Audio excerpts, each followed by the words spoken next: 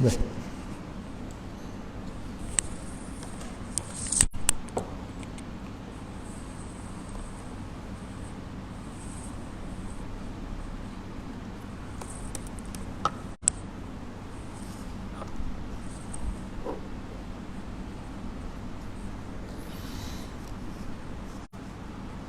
Bismillahirrahmanirrahim. Alhamdulillahirabbil alamin wassalatu wassalamu ala asyrafil mursalin wa ala alihi wa sahbihi ajma'in. Rabbi shrah li sadri wa yassir li amri wa hlul 'uqdatam min lisani yafqahu qawli. Amma ba'd. Assalamualaikum warahmatullahi wabarakatuh, dan terima kasih kerana sekali lagi AJK Masjid Surau telah menjemput saya untuk meneruskan perkongsian ilmu lah. Kali ini ialah saya ingin berkongsi ilmu tentang adakah hibah itu salah satu alternatif kepada faraid. Okey. Jadi sebelum saya terangkan tu, saya pernah pergi ke satu masjid di USJ lah, USJ Subang Jaya.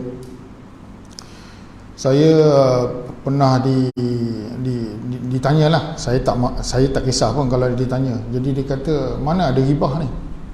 Tak ada hibah, cuma faraid je. Jadi saya masa tu saya tak bawa bukti lah. Okey, jadi hari ni saya bawa bukti, dan bukti pun saya sudah bagi pada Haji Latif.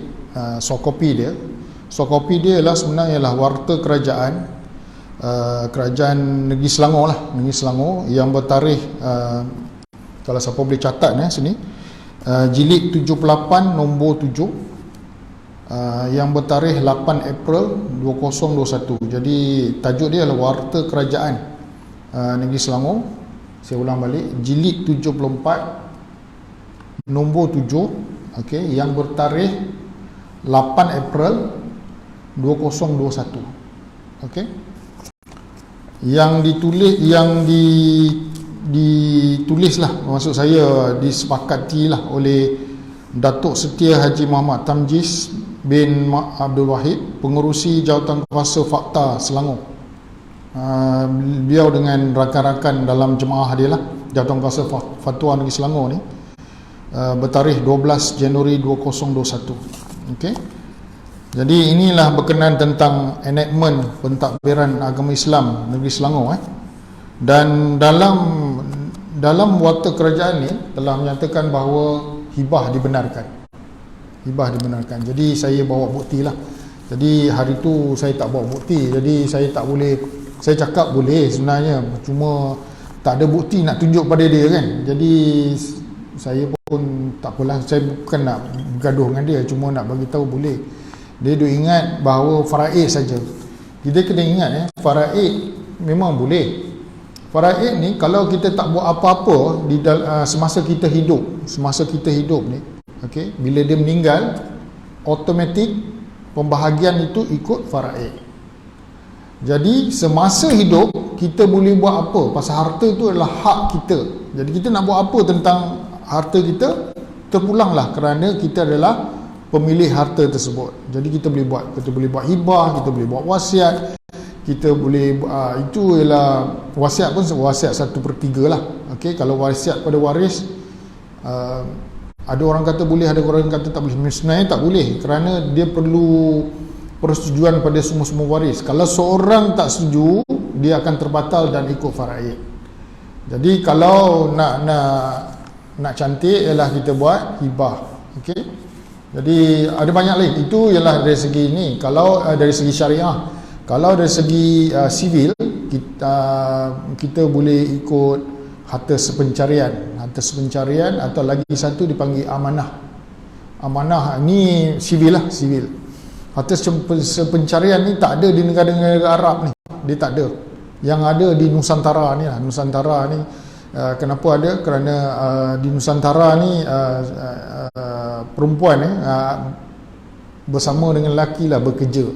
Kalau di negara-negara Arab jarang kita nampak perempuan bekerja ni. Jadi banyak yang dibuat oleh lelaki lah, kerana mereka menanggung keluarga. Tapi di Nusantara ni di mana lelaki dan perempuan sama-sama berganding bahu untuk bekerja dan masing-masing ada harta masing-masing. Jadi dalam sivil ada harta sepencarian, okey, tapi dalam syariah tak ada sebenarnya. Okey, jadi kita pergi tengok apa sebenarnya dalam bahasa mudah. Kejap saya rujuklah senang. Okey, rujuk sebenarnya apa maksud hibah. Hibah ialah hadiah. Okey, jadi satu akad yang mengandungi pemberian milik seseorang secara sukarela terhadap hartanya kepada seseorang yang lain pada masa hidupnya tanpa balasan. Saya ulang balik satu akad yang mengandungi pemberian milik oleh seseorang secara sukarela terhadap hartanya kepada seseorang yang lain pada masa hidupnya tanpa balasan. Jadi maksud dia ialah dia hadiah, dia bagi masa hidup. Okey. Jadi hibah ni boleh bagi pada sesiapa saja, pada waris, pada bukan waris, okey, semua boleh bagi. Okey. Kenapa? Dia bersifat hadiah. Okey. Jadi kalau tengok daripada kita petik daripada petikan ayat Quran daripada surah An-Nisa ayat nombor 4, saya baca terjemahan dia. Okey, yang bermaksud, kemudian jika mereka dengan suka hatinya memberikan pada kamu sebahagian daripada mas kawinnya, maka makanlah pemberian itu sebagai nikmat yang lazat lagi baik kesudahannya. Dia secara terus dia tak cerita tentang hibah, tapi inilah orang-orang yang tafsir Quran dan dikaitkan dengan hibah hadiah. Okey, jadi itu yang dimasukkanlah. Okey, kalau riwayat Al-Bukhari, kalau kita petik pada hadis pula daripada Abu Hurairah bahawa Rasulullah SAW bersabda, maksud dia ialah yang bermaksud saling memberi hadiahlah kamu, nescaya kamu akan saling sayang menyayangi. Okey, itu adalah petikan daripada hadis. Okey, jadi dalam Quran ada, dalam hadis ada, tapi dalam Quran dia tak secara direct, tapi orang tafsirkan benda itu ada kaitan dengan hibah lah. Kalau faraid memang jelas dia nyatakan secara terperinci, okey, dalam Al-Quran lah. Okey, itu jadi kita dah dapat tahu. Saya bukti je ialah saya dah bagi fakta negeri Selangor bahawa memang boleh kita buat hibah. Okey, lepas tu saya pun ada petikan daripada Al-Quran dan hadis. Jadi kita dah nampak di sini bahawa memang boleh kita buat hibah, tapi buat semasa hidup. Dia tak ada istilah buat selepas mati. Selepas mati pemilik harta tu dah tak ada, macam mana nak buat hibah kan? Jadi apa dia punya rukun-rukun hibah? Bukan saja ada rukun-rukun nikah, ada rukun dan sebagainya, tapi rukun-rukun hibah ada. Satu ialah pemberi hibah. Okey, mesti ada seorang pemberi hibah. Okey, dan yang kedua ialah penerima hibah. Okey, itu ialah syarat yang nombor 2. Nombor 3 ialah barang yang nak dihibah. Okey, yang keempat ialah lafaz. Kita kena lafaz akad hibah lah. Kadang-kadang bila saya buat dulu kata, bila kita lafaz dia kata akad nikah. Bukan akad nikah, akad hibah. Okey, beza akad nikah dengan akad hibah. Okey, jadi dan yang ada yang lagi satu syarat dia ialah qabat. Qabat ni adalah bukti penyerahan. Maksud syarat lah kita tunjuk bahawa kita serahkan daripada pemberi kepada penerima. Okey, jadi itu ialah syarat-syarat dalam hibah lah. Jadi senang. Okey, nombor 1, syarat pemberi hibah. Syarat pemberi hibah ialah pemilik kepada barangan. Contohnya ada orang kata, okey, ada orang salah sangka dia macam ni dia kata, okey, harta arwah, maksud dia mak bapak dia lah. Okey, belum tukar lagi nama dia, tapi dia akan confirm dapat lah, maksud dia kerana dia adalah waris faraid kepada harta pusaka ni. Tapi itu bukan harta dia lagi, belum. Tapi bila kita buat surat kuasa, lepas tu kita pergi ke pejabat pusaka kecil apa semua dan sebagainya, nama tukar daripada arwah ayah dia kepada nama dia, baru bahawa kita boleh katakan bahawa itu adalah milik dia, milik mutlak kita. Dan kita kena ingat dalam geran ni ada banyak bahagian, 1/2, 1/5. Jadi dia cuma nak hibahkan bahagian dia saja. Dia tak boleh hibah bahagian orang lain. Dia kena hibah bahagian dia saja. Kan kadang-kadang ada satu geran, kalau satu nama tu ada satu nama, tak apa, dia boleh hibahkan keseluruhannya. Tapi kalau misalnya satu persatu lah. Tapi kalau nama dia seorang, nama dia ialah 1/5. Jadi dia boleh hibahkan bahagian dia 1/5 saja. Kerana milik dia ialah 1/5 saja. Okey. Jadi kena ingat, jangan benda-benda yang belum pasti kata orang nak bagi pada saya apa semua, tak ada hitam putih, tak ada dalam dokumen, tak ada apa semua, memang tak boleh. Okey, ada lagi satu contoh.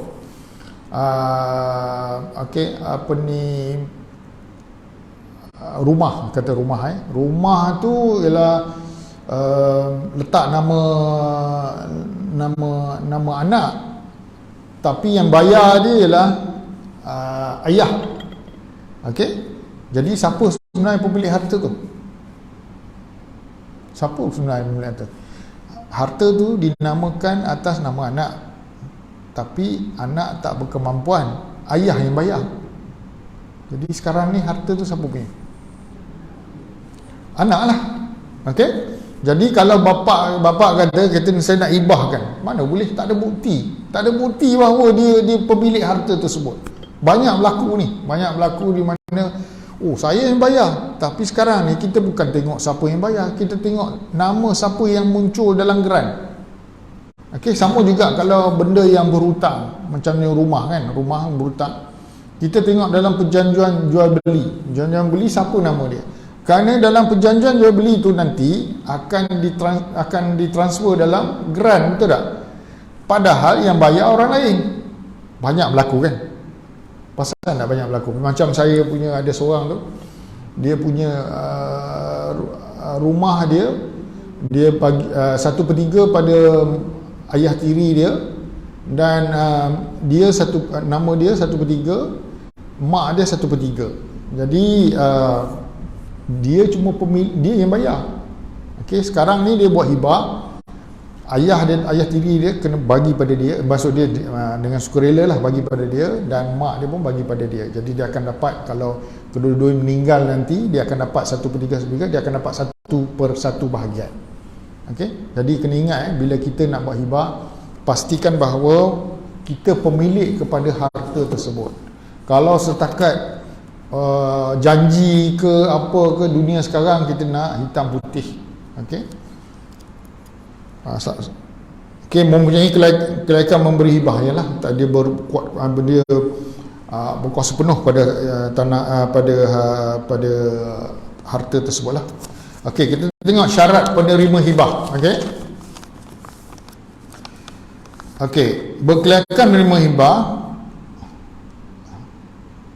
termasuklah kanak-kanak dan orang yang tak sempurna akal atau OKU. Janji kalau misalnya kanak-kanak dan OKU, kita kena lantik pemegang amanah. Kena lantik pemegang amanah. Katakan kita nak bagi pada anak kita, tapi anak kita bawah umur. Dalam Islam bawah umur di 18 lah. Okey. Bukan sebenarnya balik lah, tapi maksud saya ialah kalau kita masuk dengan undang-undang, kalau dalam Islam ialah balik lah, dia punya cukup umur. Tapi dari segi undang-undang di Malaysia ni diiktirafkan bahawa umur 18 ke bawah dikira bawah umur lah. Okey, mesti ada pemegang amanah. Okey, dan penerima hibah wujud ketika hibah dibuat. Okey, maksud dia lah kita nak buat masa kita nak akad hibah tu, penerima hibah tu kena ada kat situ. Okey, lepas tu dan maksud dia ialah kita kena buat lafaz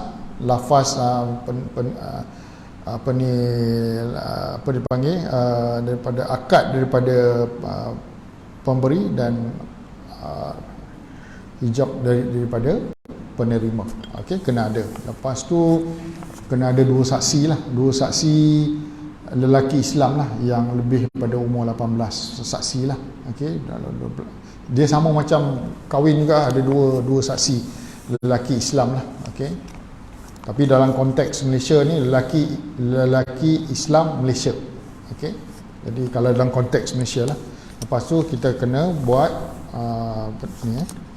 apa ni mata tak nampak, boleh menguasai harta yang dihibahkan. Jadi maksud dia kalau pemberi hibah tu jadi bagi pada penerima tu boleh dapat harta tersebut lah.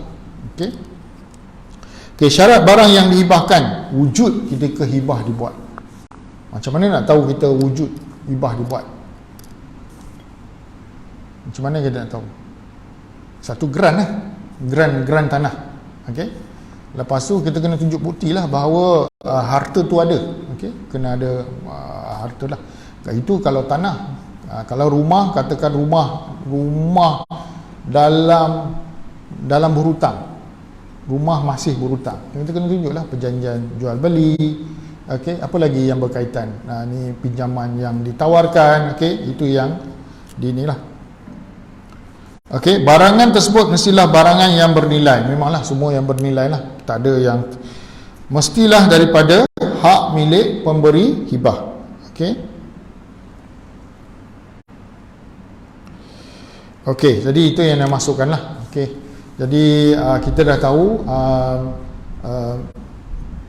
pemberi hibah dan penerima hibah. Lepas tu kita ada lafaz daripada pemberi, lepas tu begitu juga sambut dia punya lafaz tu oleh penerima, lepas tu yang disaksikan oleh dua saksi lah, dua saksi. Okey, lepas tu ialah apakah harta yang boleh dihibahkan? Semualah, semua jenis harta yang kita boleh. Apa dia? Contoh rumah, kereta, tanah, apa lagi? Barang kemas. Ada muslimah yang kata barang kemas. Itu memang ni lah. Okey, barang kemas. Apa lagi? Duit-duit siling lama. Boleh juga. Duit-duit siling lama tu kalau jual mahal tu. Sekarang duit RM2 tu. Kalau ada orang simpan tu duit RM2 tu, mahal tu. Tapi banyak-banyak apa semua tu. Jadi banyak lagi lah benda. Pasal selalunya itulah masyarakat kita bila arwah dah meninggal, semua datang rumah nak ambil ni ambil tu, tapi sebenarnya itu ialah harta pusaka tu lah. Kita kena minta kebenaran daripada waris-waris faraid dia, bukan boleh terus ambil. Saya dah kenal lama lah dengan arwah, saya nak ambil. Tak boleh. Itu ialah milik arwah. Okey, hibah ada dua jenis, iaitu hibah mutlak dan hibah bersyarat. Okey, hibah mutlak ni apa maksud dia? Hibah mutlak ni ialah hibah yang diberi semasa hidup, terus tukar nama. Okey, maksud dia ialah selalunya berlaku ialah di antara ibu dengan ayah dengan anak. Okey, dia kata senang bagi siap-siap lah pada anak masa hidup. Tapi masalahnya ialah ada masalah lah. Sebenarnya tak ada masalah sebenarnya, tapi kita mak bapak tu dah tak ada kuasa pada tanah tersebut lah. Kerana apabila kita buat hibah mutlak ni, kita akan pergi ke pejabat tanah. Okey, pejabat tanah, iaitu kita kena isi borang 14A. Isi borang 14A, dan dia memang ada terma di pejabat tanah, dipanggil sebagai kasih sayang. Saya tak ingat dia punya tu kasih sayang lah, di mana kita boleh bagi kepada anak atau anak bagi kepada mak bapak ke, tapi terma tu ialah kasih sayang, boleh bagi. Okey, tapi apabila bagi, maksud dia kita dah serahkan hak milik tu kepada penerima lah. Okey, jadi sepanjang hidup kita tak, selepas kita buat benda tu, dia tak menjadi milik kita lah. Itu yang, tapi sebenarnya ada bagus dan ada yang sebenarnya macam mana nak cakap Sebenarnya pasal bila melibatkan duit ni, aduh, hati boleh berubah. Saya dah cerita dah dalam kuliah-kuliah yang lalu, tapi saya ingatkan balik, saya refresh balik lah di mana ada kes di Melaka lah. Di Melaka dia banyak harta, dia bagi pada anak dia semua. Pada anak dia semua dia tukar nama. Dia kata masa hidup ni saya nak tukar semua nama ni guna hibah mutlak, hadiahkan pada anak-anak, bubuh nama anak-anak semua. Dia sekarang dia tak ada harta dah. Okey. Tapi kebetulan pula dia dah isteri dah meninggal. Dia nak kahwin lain lah untuk teman. Anak-anak marah. Anak-anak marah. Okey. Rumah yang dia duduk tu dia dah hibahkan. Dah hibah mutlak kan. Maksud dia buat hibah mutlak, dah tukar nama anak dia. Jadi bila bapa dia ada hasrat untuk kahwin lain, okey, jadi untuk peneman, biasalah orang tua-tua kan, kita tak boleh nak larang, itu hak dia. Okey, kalau mak kita nak kahwin lain ke, bapa kita nak kahwin lain ke, teruskanlah, itu hak dia. Okey, kita bukan boleh 100% setiap hari boleh tengok mak bapak dia pun nak ada peneman dia kan. Jadi anak marah. Bila anak marah, macam inilah abah. Okey, rumah ni dah tak ada, bukan nama abah dah. Jadi kami tak suka abah nak kahwin lain. Abah boleh keluar tak pada rumah ni? Memang berlaku. Kalau baca, kalau Google dalam internet, memang ada kes di Melaka tu. Kesian, dia keluar. Itu kes bila kita buat hibah mutlak. Okey. Dan kalau hibah bersyarat ni, boleh faham hibah mutlak Jadi lagipun kalau buat hibah mutlak, memang kita tak ada hak dah. Tak ada langsung dah hak. Apa-apa hak pada anak lah. Okay. Yang lagi satu ialah kita panggil sebagai hibah bersyarat. Dia ada jenis rukbah dengan umrah lah. Okay. Selalunya dekat Malaysia kita buat hibah rukbah. Hibah rukbah. R-U-G-B-A. Rukbah. Apa beza dia dengan hibah mutlak? Hibah mutlak ni dia kuat kuasa apabila kita meninggal. Jadi maksud dia semasa hidup ialah kita boleh berkuasa pada tanah tu. Maksud dia kita nak sewa, kita nak apa? Nak buat apa-apa lah dengan rumah tu ke dan sebagainya kan, kita boleh buat pada rumah tersebut. Okey? Kerana dia masih lagi hak milik kita. That's why pasal tu kita panggil dia sebagai hibah bersyarat dan dia dibenarkan. Okay. Kalau ni saya dah bagi pada Haji Latif. Haji Latif ada kan dia soft copy dia. Kalau nak kongsi pada jemaah boleh baca. Dia ada banyak ni. Saya tak sempat lah nak bagi satu persatu dia punya tapi kena baca betul-betul dia ada daripada tentang hibah ni, dia ada banyak daripada nombor 1 sebut tentang hibah, 2, 3, 4, 5, 6, 7, 8, 9, semualah cerita sampai 14, semua cerita tentang hibah. Jadi boleh baca benda tu lah daripada warta daripada kerajaan Negeri Selangor. Okay? Kita duduk Negeri Selangor, kita tengok pada warta dia lah. Okey, jadi hibah bersyarat rukbah maksud dia semasa hidup kita boleh nikmatilah dia punya ni lah, nak sewa, nak apa semua boleh. Okey, tapi katakan tiba-tiba kita nak apa? Kita nak jual. Apa akan jadi? Kita dah buat dah hibah pada anak, tiba-tiba kita nak jual, apa akan jadi? Hibah tu terbatal lah. Hibah tu terbatal. Kalau misalnya kita bagi pada anak cucu, contoh hibah tu kita bagi pada anak cucu, tiba-tiba satu hari nanti tiba-tiba anak tu macam derhaka lah, contoh kita boleh tarik balik hibah tu. Tetapi kalau bagi kepada pasangan, isteri ke atau pasangan lah, sama ada isteri atau suami kan, boleh kalau nak tarik kena minta persetujuan dia. Mestilah payah kan, betul tak? Nak minta persetujuan dia untuk tarik. Okey. Tapi pada anak, pada cucu ke boleh tarik. Kalau misalnya kita nak tengok anak ni tiba-tiba lain macamnya, kita boleh tarik. kita boleh tarik dia punya dia punya hibah tu. Maksud dia hibah terbatal. Dan saya dah bagi tahu bahawa hibah ni berkuat kuasa selepas kita mati.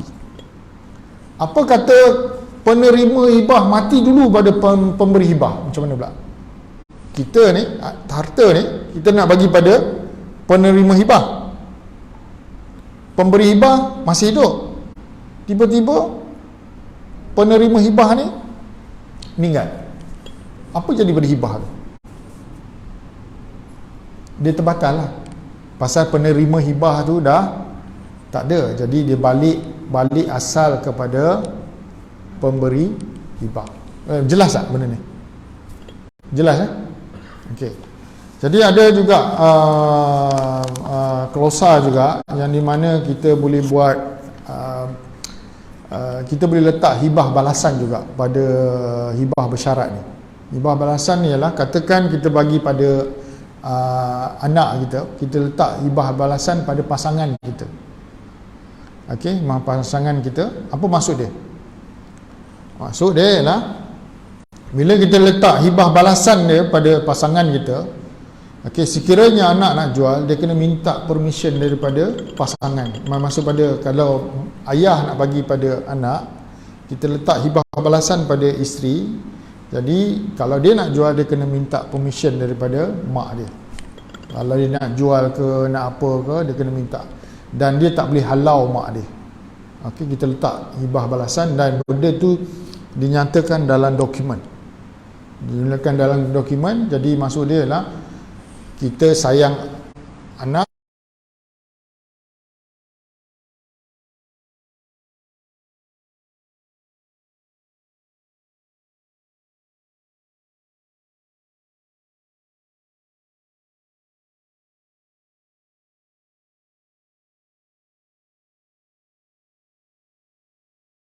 Saya ni tak pandai nak buat lawak, tak gerti nak buat lawak. Jadi terus pada fakta je semua. Okey.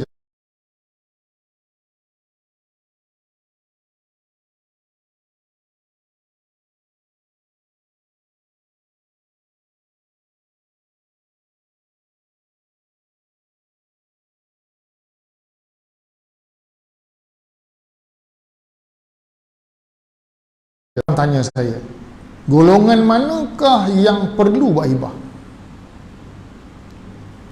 Semua ke?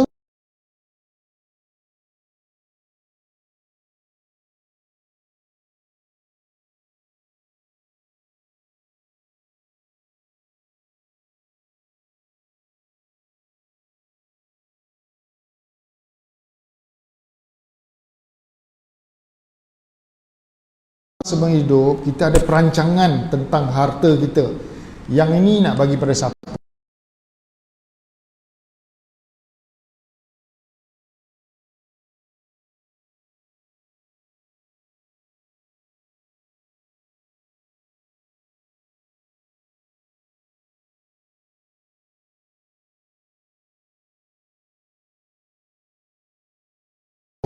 Okey. EPF memang tak boleh buat hibah. Kenapa? Kenapa EPF tak boleh buat hibah? Pemilikan tu bukan kita punya. Dia masih lagi dipegang oleh EPF. Faham tak? Dana dia masih lagi dipegang. Tapi apabila kita dah tamat, masa dia umur 55, kita keluarkan duit tu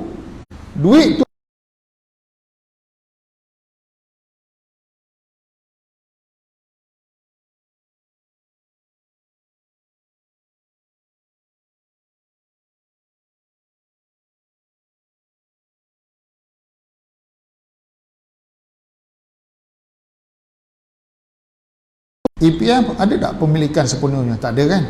Maksud dia masih dia macam dipegang oleh EPF lah, KWSP. Okey. Jadi kita tak boleh nak berhibah. Jadi selalunya kalau seorang suami lah, saya ni lah, okey. Jadi rumah yang diduduki oleh anak isteri, okey, kalau boleh kita buat hibah lah. Buat hibah supaya kita buat hibah, jadi nanti bila kita meninggal tu bagi pada pasangan kita lah. Macam EPF tak boleh buat, kita ikut faraid. Jadi ada benda kita ikut faraid, ada benda kita ikut hibah. Kenapa rumah kita nak buat hibah, kita tak nak kita punya waris-waris lain tu, kalau lah kita, na'udzubillah, kalau boleh kita tak nak lah kan, takut ada tu yang hidup dia susah, dia mungkin minta, ini saya ada hak dalam rumah ni, padahal rumah tu ada apa? Ada hutang. Macam mana nak bahagi?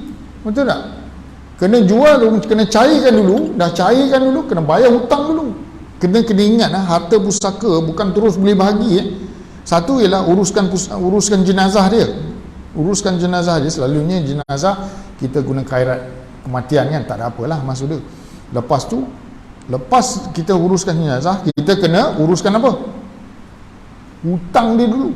Bayar hutang dia dulu. Lepas tu dah habis hutang tu, baru boleh bahagi harta. Ini tidak, bila mati nak bahagi terus. Nanti hutang siapa nak bayar? Dia dah meninggal lah. Okey, yang nak bayar ialah pusaka dia lah. That's why kita tengok bila seseorang hamba Allah ni meninggal dunia, selalu kan waris tanya kan. Okey, sesiapa yang berhutang apa semua, minta halal apa semua kan. Kalau misalan nak tuntut, datang jumpa waris, kita bagilah. Okey. Saya nak tanya, duit kutipan apa tu? Duit siapa tu? Kutipan ni lah, kutipan arwah ni masuk saya. Duit siapa? Ni tabung ni, bila kita pergi ziarah arwah kan, jenazah apa semua, kutipan tu siapa punya? Keluarga punya, bukan arwahnya lah. Pasal dia wujud selepas arwah tu meninggal, jadi bukan harta dia lah. Okey, harta dia lah semasa dia hidup lah. Okey, semasa mati dia bukan harta dia. Okey, jadi okey, lagi satu masa kita nak buat hibah ni, kita kena satu apa? Satu ialah pemilikan, satu lagi ialah hibah mestilah dalam keadaan waras dan sihat. Waras dan sihat. Waras ni maksud dia masih boleh berfikir, okey, masih lagi ni. Kalau dalam keadaan sakit tenat, tak boleh. Kenapa? Islam ni adil. Kerana bila dia sakit dan sebagainya, mungkin fikiran dia tak betul, dia tak boleh. Maksud dia kalau orang buat juga, maksud saya orang buat juga, atau dipanggil satu istilah yang dipanggil marad al-maut. Okey, di mana pemberi hibah yang melakukan hibah dalam keadaan itulah, dalam keadaan marad al-maut, iaitu keadaan di mana pemberi hibah sedang sakit tenat atau sakit yang membawa kepada kematian, maka hibahnya tidak boleh melebihi daripada 1/3 hartanya dan tidak boleh dihibahkan pada ahli waris. Ini memberi maksud bahawa inilah maksud dia ialah kita faraid lah. Okey, walaupun dia kalau dia buat dalam keadaan sakit tenat, boleh terbatal. Okey, that's why yang ada kes James Samsudin, Tan Sri James Samsudin tu, di mana saya tak tahu seandainya ada penipuan ke apa, mungkin masa tu arwah Tan Sri James Samsudin tu dalam keadaan tak waras dan ingat ke lupa ke apa, saya tak tahu lah, dia lebih kurang macam tu lah. Okey, di mana anak dia ke mana tak ni dan dia maksud dia tukar milik, pergi ke pejabat tanah, tukar nama, memang tak boleh lah. Okey, jadi dia terbatal. Jadi kalau saya nak buat kesimpulan lah. Okey, kita habiskan ni, dia macam ni, saya suka bagi sikit lah, tak payah lagi banyak-banyak dia tepu. Okey, jadi saya rasa kena ingat kesimpulan dia ialah nombor 1 ialah hibah boleh buat semasa hidup dan dalam keadaan sihat. Okey, itu nombor 1.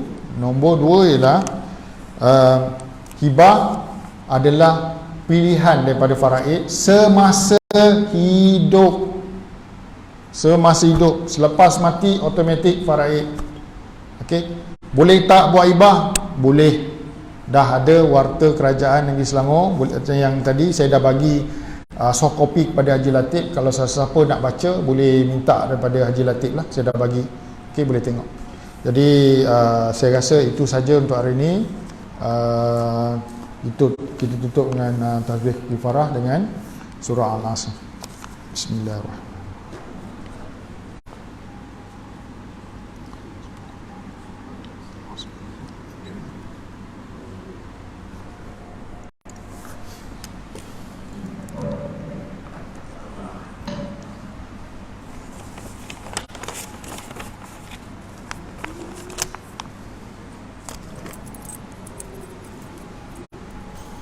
Allah